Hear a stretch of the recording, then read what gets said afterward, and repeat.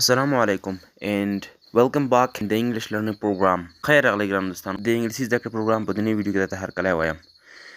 خوږو ملګرو، امید لرم چې تاسو به تیر شوي درسونه او ویډیوګانې کتلې وي او څه به مو ورڅخه زده کړي وي.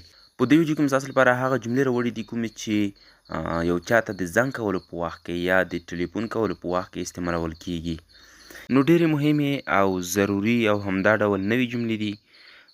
نو تاسو هم د ویډیو تر پایه سره پاتې شئ، ملتیا مې وکړئ او که مې ویډیو خوښه شوه ویډیو د نورو دوستانو سره هم شیر کړئ او ویډیو سره لایک هم کړئ. راځئ چې په جملو او په ویډیو باندې او په درس باندې پیل وکړو. Can you hear me? Can you hear me? آیا زما غږ اورې؟ Can you hear me? Can you hear me? آیا زما غږ اورې؟ Can you hear me?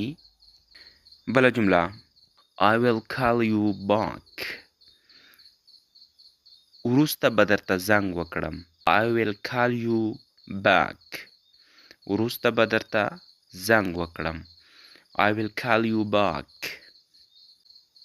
My phone battery is low. My phone battery is low. د ټلیفون بیټري مې کمزوري ده. My phone battery is low. د ټلیفون بیټري مې کمزوري ده. Can you call me? Can you call me?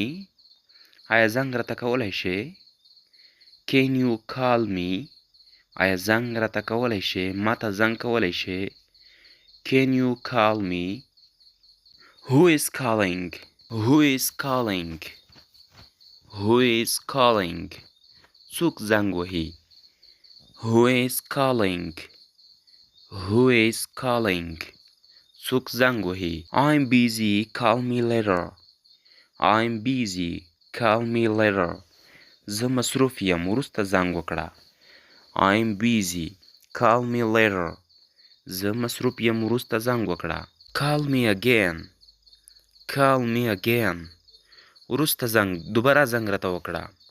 Call me again. دوباره زنګ راته وکړه یا یو وار بیا زنګ راته وکړه. I understand now. I understand now. زه اوس پوه شوم. I understand now. زه اوس پوه شوم. خوږو ملګرو، دغه یو څو مهمې جملې چې په دې ویډیو کې مې تاسو لپاره راوړې وې او د دا ډول نورو ویډیوګانو لپاره تاسو زموږ چینل درسره سبسکرایب کړئ او بښنه غواړم چې نن ورځ مې مرۍ هم یو څه نه څه خراب غوندې دي. په دې هیله که چېرته مې غږ یو څه نه څه خراب وي په دې درڅخه ډېره بښنه غواړم او ویډیو مو که خوښه شوي د نورو دوستانو سره هم شیر کړئ او ویډیو سره لایک هم کړئ. د نورو ویډیوګانو لپاره زموږ سره پاتې شئ. تر بیا ښې چارې.